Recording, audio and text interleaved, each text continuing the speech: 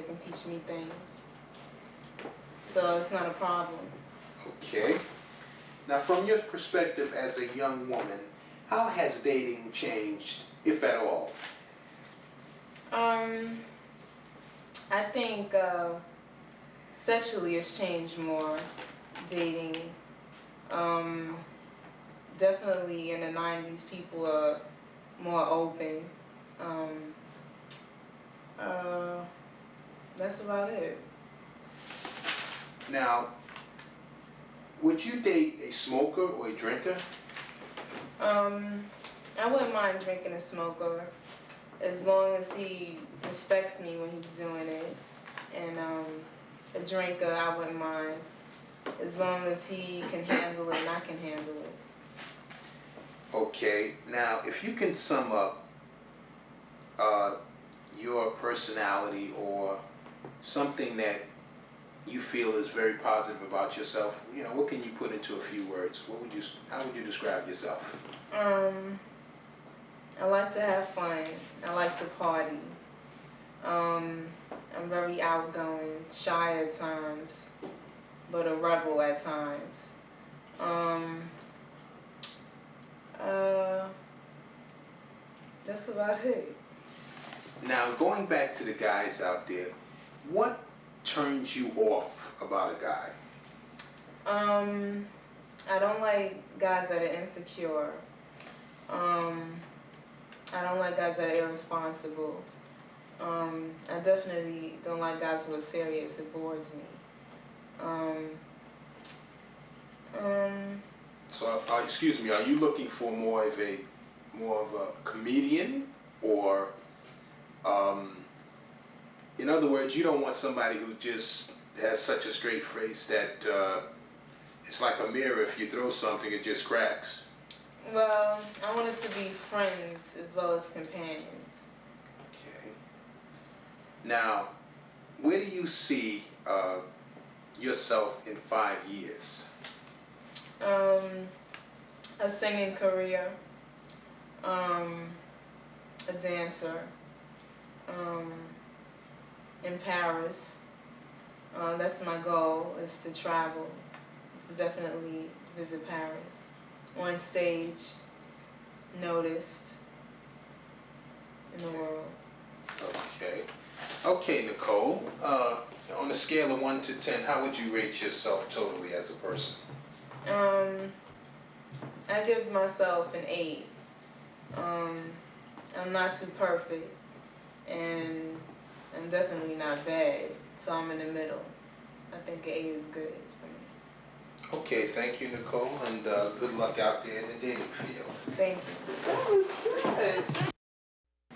We do not wash our sex organs every day. We only wash our sex organs once a month. Because that is the proper way to do it. You do it the wrong way, you have no children. We do it the right way, we have many children. Remember, the American woman wash vagina one time a month. And you too will see the difference in your sexual enhancement, because it is something that is scientifically proven in India that has not been proven here. Now, I want to end my show one day. It's going to be a very stressful note. I visited India last week at the request of the Prime Minister, and I visited New Delhi. And what a sad sight I saw. After we arrived in New Delhi, I was taken to a nearby reservoir just 20 kilometers from New Delhi's inner city. We arrived there and I was immediately told, do not drink any water. Now, as you know, water is a natural resource. You must have water. But I and my camera crew, we went, and what we saw was just horrifying to our eyes. We saw many people just walking along and having casual conversation. When they would stop right then and there, pull down their pants and literally take a comfort relief right there on the spot.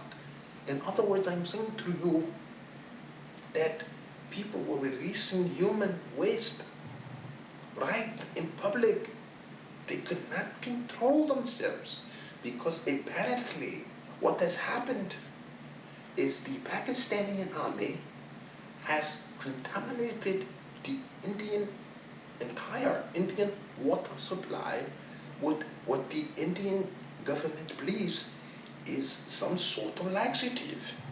Now, we don't know exactly what the laxative is, but we know that it acts as a relaxant in the system after approximately 3 to 4 gallons of water is consumed. You find yourself releasing human waste anywhere. You cannot control yourself. Example, I was in the supermarket near the Pakistan border when a woman walking along with her young daughter she was, I thought for a moment, struck by a heart attack. She stopped. She just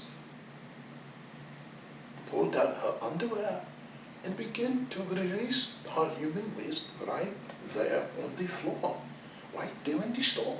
It was the most horrifying thing I had ever experienced. Not to mention the smell of the human waste once it was released, and just the environmental impact that this is having on our country. I mean, it's a horrifying thing when the Prime Minister called me to the palace for an interview. I went, and when I got there, the Prime Minister was up in the bathroom. Now, the most important man in the country was reduced to conduct going for $2 just last month. But now a roll of Scott toilet paper is going for 500 American dollars. Almost overnight, Scott toilet paper skyrocketed to the moon.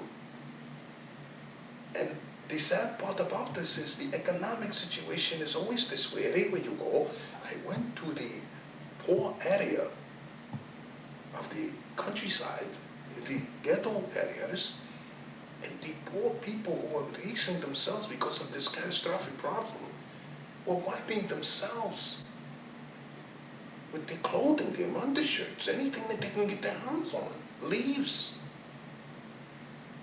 rags. I mean, you have a human waste problem all over the countryside. You have a human waste problem in the stores. The military cannot defend the country at this time because everyone is off taking a crap.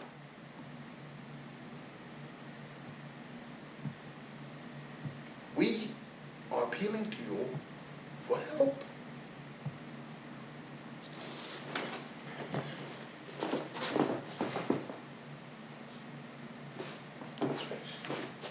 We are appealing to you for help.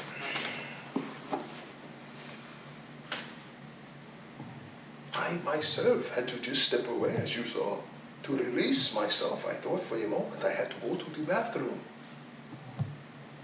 It's a devastating problem. And we ask